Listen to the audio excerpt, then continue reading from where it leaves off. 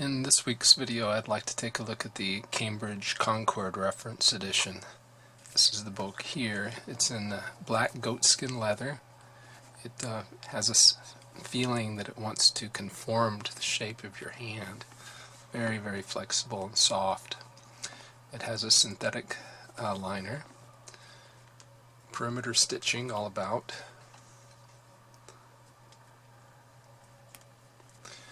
Art-gilt edges, very nicely done. It is edge-line construction, and as we'll see later, this is kind of strong, and it prevents the Bible from lying perfectly flat. Comes with 2 ribbon markers. They are 5/16 of an inch wide, and they are plenty long enough. As you can see, they dangle quite a ways out of the book. Dimension-wise, it is 8 3/4 inches tall, 6 1/16 inches wide. It is 1 3/8 inches thick if you measure it at this end, but over here it's about 1 1/4 inch thick. Show you that how it doesn't really like to lie flat. It will stay open, but it will not lie flat easily at the beginning or the end of the book. It's just for comparison, let's show you how it shapes up size-wise. This is the Cambridge Cameo with the Apocrypha in black calfskin. So it's a taller book and wider, not quite as thick, at least to my eye, but the Cameo does include the Apocrypha, while the Concord does not. Another comparable book is this. This is the Trinitarian Bible Society Westminster. Westminster is considerably larger, wider, and a bit taller in terms of the text block. It also has a feeling of being somewhat a heavier book. So when you open it, you have several pages here of presentation material. This book belongs to family record page, children, marriages, grandchildren, and then deaths. And others have pointed out that the deaths is in black ink, while all the other pages have blue ink in the boundaries. Title page, Holy Bible, Cambridge University Press. Concord 8VO, that stands for octavo. It refers to the size of the paper.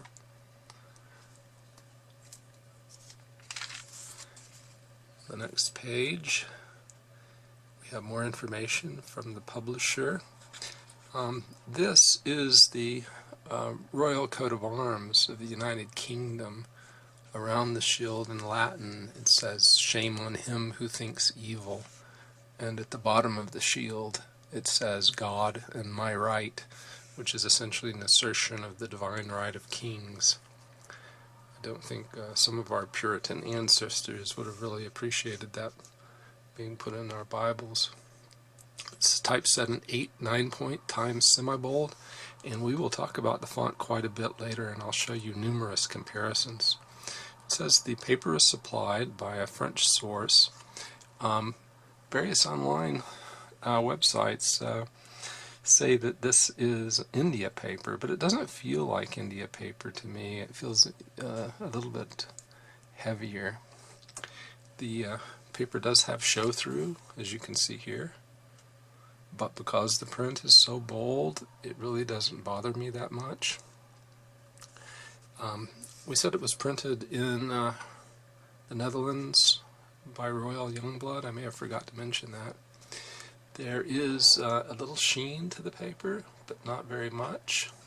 So it's not quite as flat as it could be, but there isn't much of a gloss to it at all. The You'll notice as we go into the book that it is not line matched, it's only occasionally line matched. So you will see the print from the previous page coming through. So you do have noticeable ghosting, but it's not especially distracting.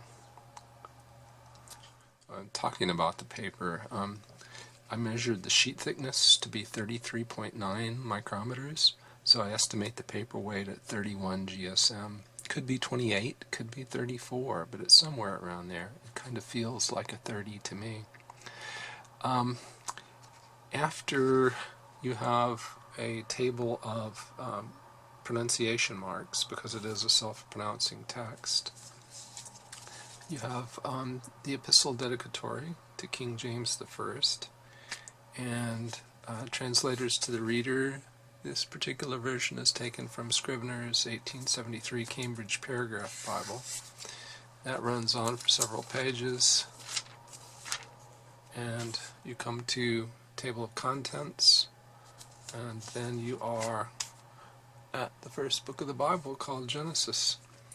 I want to take a moment to show you the box so I can give you the ISBN and show you how Cambridge markets the book. So you can see there they're telling you that it's black goatskin leather, edge-lined. Look all around the box. It's a very nice clamshell box. Opens easily. Oh, it also comes with a limited warranty. So you have a warranty card. And then also a little bit of information about edge-lined Bibles. So that's interesting. The ISBN is here on the back of the box. Hold that for just a second so you can get that. I'll also put that down below in either the comments or the description. Then you have a little bit of a paragraph here on the Concord edition, and they talk about the bold figure cross-reference system, which we'll show also. It leaves the text itself free from distracting figures or letters. That's a plus, but there's also a con. Always a pro, and there's always a con. As you would guess, for me, I would have the black letter text version. They talk about pronunciation marks. Ultra-thin, smooth, and opaque lightweight paper. Well, it is smooth and ultra-thin. It's not quite as opaque as you would want, but it does the job. I don't have any complaints. Presentation pages, art-gilt edges, maps, sewn binding, enables the Bible to open flat. Well, perhaps it does after some years of use, but it doesn't right away. And I have used the librarian-approved method to break this book in, and it does not lie flat. It does lie open. Okay, and then a little bit about the Cambridge University Press. So we've done the box. So after the preliminary information, you get to the first book of the Bible, Genesis, typical King James Version, center column references, 2 columns of text, verse by verse format. You will notice in this Bible that books of the Bible do not always start on their own page. I think they're economizing, and they often start books in the middle of the page. Print uniformity is not what one would have hoped for in a Bible this expensive. It's expensive because of the goatskin, I suspect. But this is the kind of range in print darkness that you find here. And it is extreme. This is extremely light on the left and quite dark on the right, and they're separated by only 1 page. It does happen from time to time through the book. This is serviceable. I can read this. I do wish it were darker. Alright, we will move forward. We'll get to the end of the Old Testament. All I'm doing now is I'm trying to give you an overview of the book, and then we'll go in and look at the page in more detail. Old Testament ends at the end of the prophets on page 944. There are no blank pages between it and the New Testament. The first 2 pages of the New Testament are the title page and the back of the title page. So the first real page in the New Testament starts on page 3. So when we get to the end of the New Testament, on page 289, then we know that the New Testament itself was only 287 pages long. On the back of the end of the book of Revelation, you have the beginning of a short glossary of biblical usage. I find that odd. The glossary of biblical usage, I think, is useful to people that might find some of the words like sealed used in the King James Version to be archaic and not know quite what they mean. Most of these I think I grew up with because I grew up around people that read the King James Bible and knew these words. Is the word cousin, is that really not used anymore? Kinsman or kinswoman. I guess perhaps it's used in a more specific sense these days. The font in the glossary is about 8 points. It's very nice and bold in the entries. Perfectly readable at 8 points. After that, there's a concordance. The concordance ends on page 139. So we started our own page numbering separately again here. So the first actual page of the concordance is on page 3. It ends on page 139, so there are 137 pages of a concordance. I do not know how many entries. The font here is about an 8-point font. If you go to one of my favorite entries, captivity, it's pretty typical for a King James Version concordance. Under captive and captivity, if you look for he led captivity captive, you won't find it. Under captive, you will find Psalm 68:18, thou hast led captivity captive. And if you use that, go back to Psalm 68:18, it will eventually lead you to Ephesians 4:8. But this is just typical. For some reason, Ephesians 4:8 is usually left out of King James concordances. Concordance ends, and there's a blank page on the back of the concordance. Did I mention that the font in the concordance is about 8 points? If I didn't, I should have. You have 2 blank pages, which again is kind of odd. You have the feeling that maybe one of those blank pages should have been between Revelation and the beginning of the glossary. Then there's a Bible dictionary. Bible dictionary is 128 pages long. Ends here. And we have a map index. So there's sort of a title page, table of contents for the Cambridge Bible maps, then a map index that's color-coded, and these are the color codes that they use. So black is for settlements, red is for political, green physical land, blue for water, purple for roads, and orange for urban places and buildings. I thought that was a little odd, so I went and found myself an example of orange. And here's one here. City of David is the kind of thing that they want to put in orange. So you have the map index, and then you have these very pretty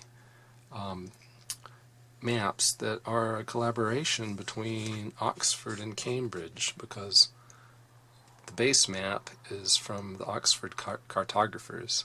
So I think the outline and the general features like lakes and rivers and perhaps terrain data came from the Oxford cartographers. And then they say the content is by Cambridge University Press. Exactly where the handoff between the two was is not clear. Very nice maps, fairly detailed. There are 15 of them, and they are on fairly flat, non-shiny, non-glossy, low-luster pages.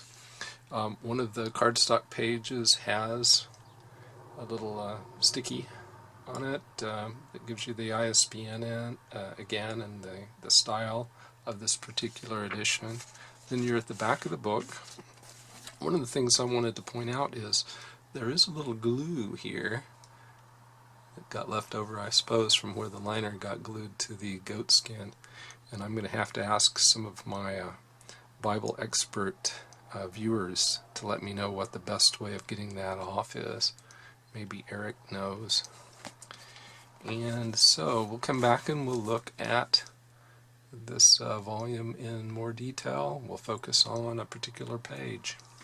But before we do that, I wanted to point out that this is not pure Cambridge edition. It fails in 2 points to be pure Cambridge. One is here in Acts chapter 11, verse 38, where the word Spirit is capitalized, and the pure Cambridge edition does not have a capital S there. The other is in 1 John 5:8, where again this one has the capital S and the pure Cambridge does not. Okay, now we have the Bible on a stand, and I just wanted to talk about layout in general. So we have book titles in the upper right and upper left. Chapter number here is the last chapter on the page. Chapter number here is the first new chapter that starts, or if no new chapter starts, it's the chapter that continued from the previous page. Page numbers are at the bottom center. It's in a verse-by-verse format, as we mentioned. Paragraphs are marked with a pilcrow. It's an attractive pilcrow. Each column of text is about 52 millimeters wide, and it can include as many as 37 characters. I haven't measured more than that. Oh, no, actually I did 39 one time, but 37 is pretty common for a tightly packed column. From the top to the bottom of the page can be as many as 56 lines of text. Here there are fewer than 56 because you have a chapter beginning here that takes up a few lines. Page dimensions are 207 top to bottom by 140 left to right, so it's 8.1 inches tall and 5.5 inches wide. The margins at the top 15 millimeters from the top of the line of the text, so the margin at the top includes the running headings and the book and chapter. At the bottom of the page, it varies. I've measured it to be as little as 8 millimeters. It's about 8 millimeters here on this page. On the inside, it's not very much. It's only about 8 millimeters. And I think that's one of the minor flaws with this Bible, is that the text runs into the gutter. And because of the binding and that dove wing effect, it's kind of hard to get the text out from there. I imagine if I rough-handled the book, I might be able to get it to spread more broadly, but I tend to shy away from doing that. Outer margin is about 10 millimeters. Okay, let's talk about the font that is advertised as an 8-9 point times semi-bold. So I've taken us to my favorite King James Version reference that has the word that I have printed on my card, the word then. This is Genesis 31:25, and we'll just put the template alongside of the then. Alright, so obviously 10.5 points is too big. Actually, I think 9 points, they're saying 8-9. 9 points is too small. Actually, in terms of the height of the capital T's, is very close at a 9.5 point. So the 8/9 point times semi-bold 421 is really comparable to a 9.5 point, at least for the capital letters. Then if we look at the other letters, I think 9.5 is actually quite good. It looks like a very good match to me. 9 looks too small. And 10, the characters on the card here look a bit larger than those on the left. So 9.5 point is what I would call this. Now I did my other calculation where I measured the height of the column and divided by the number of lines, and that gives you essentially the width of each line of text, the height of each line. And then to get the number of points, I divide by 0.3514, because 0.3514 millimeters is the value of a point in the pica system. And what I get when I do that calculation is 9.3 points. So it matches quite well with our visual measurement, our visual comparison of Times New Roman. One would expect that Times Semi-Bold and Times New Roman might actually be similar in style, so the comparison should work pretty well. The references here, the font in the center column, is about 7.5 points. I don't know if I mentioned, but the font in the Bible dictionary is about 7.5 points. References are about 6.5 points. So 6.5 here, about 9.5 in the text. I like the line spacing. In photographs that I've seen, it looked a little compressed to me. But seeing it face to face, yeah, there are places where things look kind of close, where capitals are close to each other. But it doesn't really have that very tight feeling. It is sort of a wide column, and so the wider the column, the more line spacing you want to give the eye more relief. And so it's perhaps at the edge of being too close, but to me, by and large, line spacing is not an issue, and I would call it good. Tracking, of course, is good. You don't see any letters that are crammed against each other. It's a nice, relaxed look. I think when we look at this side by side with the Cameo, you'll notice that the Cameo seems to have a more compressed text left to right, and I think the people who laid out the Cameo were more interested in economy, and they did perhaps a better job of not spreading the words out along the line. Here's one here where things seem to have spread out quite a bit, and perhaps the use of a hyphen here or there would decrease that, where you have all this white space here and there. I think the Cameo may have done that part better. We'll see those side by side here in a moment. The text is not line matched. You should be able to see that here.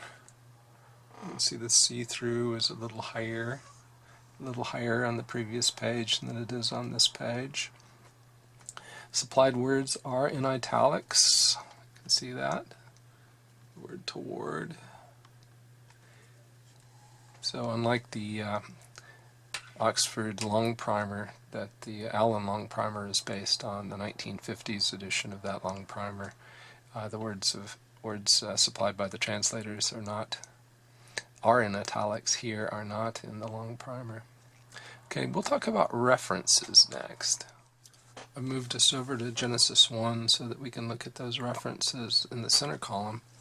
And the way this works is if there's a bold numeral to the right, that means that the reference or the note has to do with the verse to the right. And if the number is on the left-hand side, then the references or notes have to do with the verse to the left. So the very first one here, because there is a note on 14, and 14 is higher on the page than 1, it shows you that, in fact, they are including the text notes from the King James Version. So those are here, the typical textual notes where the translators give you a better insight into what's stated in the original language. And then you have the verse references here with the number 1.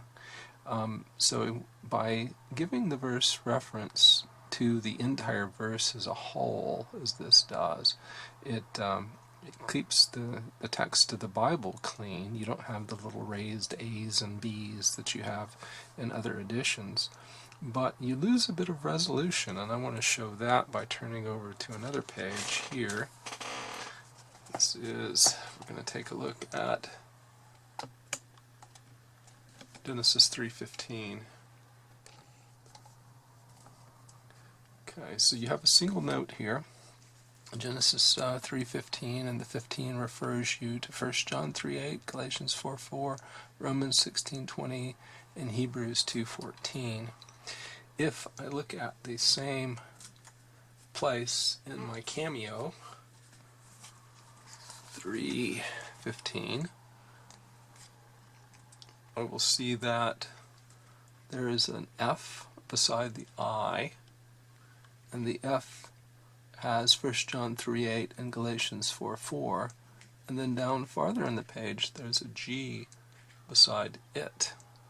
And the references in the center to G are Romans 16:20 and Hebrews 2:14.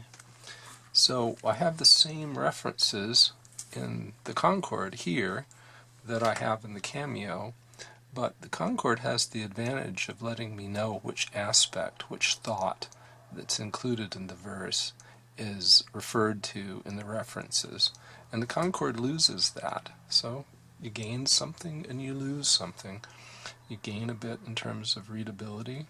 Personally, the little raised letters don't affect my ability to read at all, but I imagine for some people it does. Otherwise they wouldn't be doing this. So that's an advantage in terms of readability for some people at least. But if you're using the references, you lose a bit in terms of resolution. Now, another book that also gives you that kind of resolution is the Trinitarian Bible Society's Westminster Reference Edition here. See if we can get it in focus. And it actually is a little bit better than the Cameo here, because it includes a third reference down here at the word heal, and it takes you to Genesis chapter 49, verse 17. So it has the resolution that the Cameo has, but because they have more room out here in the margins, they're able to include more references. I think the TBS Westminster has 100,000 references. Now we've arrived at the font comparisons portion of the video, and you're looking now at the Concord, this is the Cambridge Cameo, and I'll be drawing the Concord over the top in just a moment. Just wanted to mention though that the Concord and the Cameo too, neither one includes date estimates that one often finds in King James Bibles. In addition, they do not have chapter headings, so you see you don't have anything written here that gives you an outline of the contents. I wanted to show here as best I can the two fonts side by side. I think I'll be able to do this a little bit better in a moment when I show you some photographs. But here we have the Cameo on the left and the Concord on the right. And here's an example of a lot of white space in a line that you see in the Concord that you do not see in the Cameo. Cameo makes more aggressive use of hyphenation, as you see there with the creepeth on the left. But it's a nice large font, 9.5 points on the right. Very readable, nice and dark and bold. Even though you have ghosting, ghosting doesn't bother my eyes in this book because that font is so bold. Right, we'll put another one up on the stand here in a second. Now I have on the stand the Trinitarian Bible Society's Westminster Reference Bible, and it has a font that's comparable in size to that here in the Concord, but it's a little less bold. When I draw the books across each other like this, the one that's closer to the camera will have a slight magnification in terms of its font size. You'll see in the photographs a minute of more accurate comparison. A bit bolder on the right, narrower column on the left, more modern, cleaner text on the left if you like that. If you like the more bold look, then the right is probably more appealing to you. Now this is the Oxford Long Primer, and those of you who've been watching my videos will know that I'm a big fan of the Long Primer. I only have two issues with it, essentially. One is that I wish there was a fraction of a point more spacing between the lines. It's just a little bit on the tight side, but it's nice and big and bold and so easy to read. I really enjoy it. And I actually prefer the center column translation notes that they've introduced over the original ones in the King James Bible. I also like their date estimates. Here is the Concord next to it. So you can see the Concord is a smaller font, but it is also very readable and nice and bold. So two very good choices here. Long primer on the left and the Cambridge Concord on the right. Oh, did I say that the other problem I had with the long primer is the lack of italics for translator-supplied words. So before we get to the summary, I want to show a series of photographs. What you see is side-by-side photographs on the left, and this one is the Cambridge Cameo, and the right is the Concord, both at roughly the same spot in the Bible, somewhere at the end of the first chapter of Genesis. And what I did was I shot the photographs using the same camera under the same lighting conditions from roughly the same distance, but I had a ruler over the top of the page, and so I cropped the image so that I had a 6 centimeter height with a 9:8 aspect ratio, so 9 tall to 8 wide, so I could fit the two side by side on a 16:9 slide. So each of these rectangles is 6 centimeters tall and 5.333, 5 1/3 centimeters wide in actual physical dimensions on the page of the book. And you can see on this one that the Cameo has a nice bold, smaller font, more tightly spaced, and the Concord is more relaxed and a larger font, somewhere around 8 on the left and somewhere around 9.5 on the right. The next one shows the Allen Sixy. And you should see some ghosting there on the Allen Sixy. That's because it has 22 GSM paper and there's quite a lot of show through. It's on the edge of being annoying because the paper is so thin. It is essentially the same font as in the Cameo, but it has a bit more line spacing. I like it better. It's a little bit more relaxed. And so there it is compared to the Concord. The reason I'm doing this is I had a little difficulty finding out much about the font on the Concord. What does 8/9 point times semi-bold 421, whatever it is, mean anyway? So here it is next to the Allen 53. That's the Allen long primer that we looked at earlier. And you can see the long primer has a 10-ish and a half point font. Long primer means 10 points. So it's bigger, bolder, but both very pleasant to my eye. Next is the Westminster that we looked at earlier, and you can see the two fonts are very close to the same size. The Westminster has a more modern look to it, more professional. Everything seems to be more orderly. There's a little bit more relaxed look on the right, kind of rough edges to some of the characters, crisper and newer looking on the left, and you get more references with the Westminster, but you don't get that nice goatskin. That goatskin is something. This is a 1942 Oxford long primer. It's called the Oxford Self-Pronouncing Bible, and I intend to do a review on it at some time. It's also known as Style 0677X, and you find these from time to time being sold on eBay. I think it's what Oxford sold as a long primer before the 1952 revision that Allen prints today. So it's not quite as bold of a font, but it does include translator-supplied words and italics, which I think is a big advantage. It's also smaller and lighter. It's very portable. It's like a 1930s, 1940s thin line. This slide shows the Concord versus the New King James Version large print thin line that I reviewed in a couple of reviews recently. And you can see that the NKJV font, which was advertised as 11 point, really does look like about a 10 point font. To consider, it's a bit bigger than the Concord.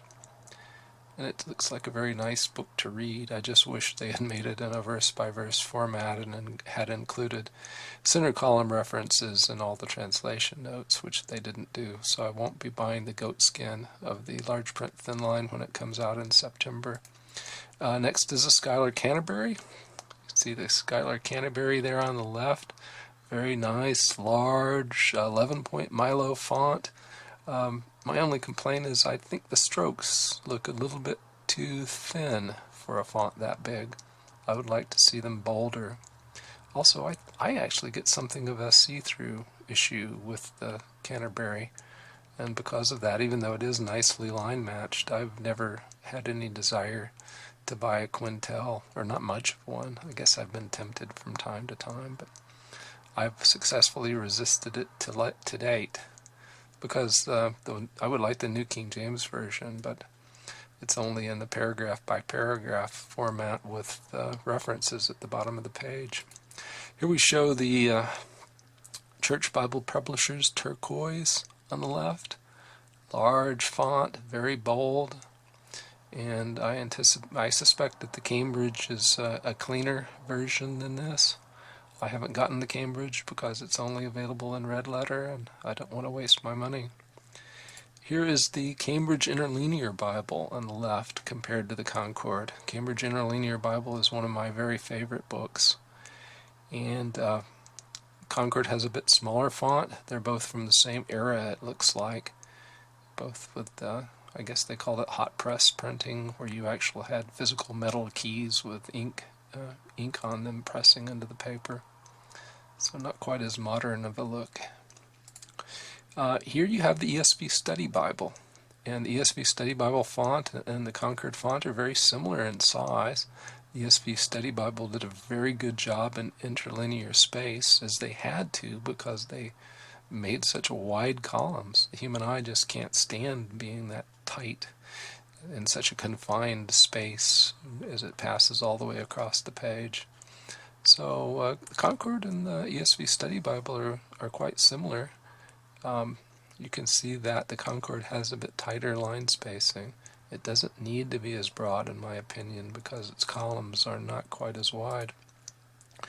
This photograph on the left is of the old Oxford Scofield Reference Bible, and I couldn't quite get the page to lie flat, so you can see it curves a bit.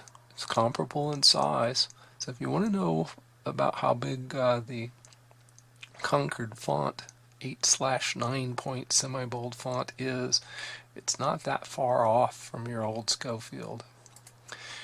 This is the ESV Classic Reference Bible, and again it's similar font size. Modern print on the left, the old Concord print on the right.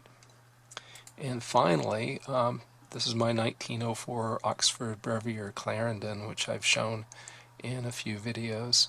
It's essentially the same as the Allen Sixy, only on thicker paper, so there's not as much show through. And of course it's old yellowing paper, 114 years old now. So that's the series of comparisons, and I hope you found them useful. I like the book a lot. It has its flaws, but let's talk about the plus side first. Plus, we're in John chapter 6 here, and it's all nicely printed in black. A little bit more light on the situation. Black letter text is available in this edition, unlike the turquoise by Cambridge. It has a gorgeous cover, nice and flexible, very soft in the hand. A relatively large, bold print, and a reasonable footprint. This book is not so large that you couldn't take it to work with you in your briefcase or in your backpack. In fact, I plan to take it around with me along with one of my Greek New Testaments. Large, bold print. Paper is not very glossy. Very nice maps.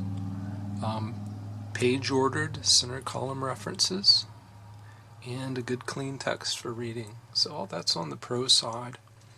On the negative side is the fact that the book doesn't lie flat in Genesis. It lies open but not flat. It is very expensive. Happily, I received this one as a present for one of those life events that I had recently, for which one receives presents. Oh, by the way, I think I've neglected to mention the head and tail bands. They're this very pretty red and gold, as is common in Cambridge editions. So it's expensive. It doesn't lie flat. The print uniformity is uneven. You do get light print in places. It's here and there. I think I showed you about the most severe spot, but it does exist from time to time in the book. And although the verse-by-verse style of the references keeps the small characters out of the text of the verses for the references, you do have a loss of resolution, so you're not always sure which aspect, which thought in the verse you will find when you get to the reference. But all in all, I think it's a very nice book. If you have the money, or if someone you know wants to buy you one, I would encourage you to get one. It's very nice. Cambridge Concord. Well, if you liked the video, please remember to hit the like sign and subscribe if you haven't already subscribed. And thank you for watching.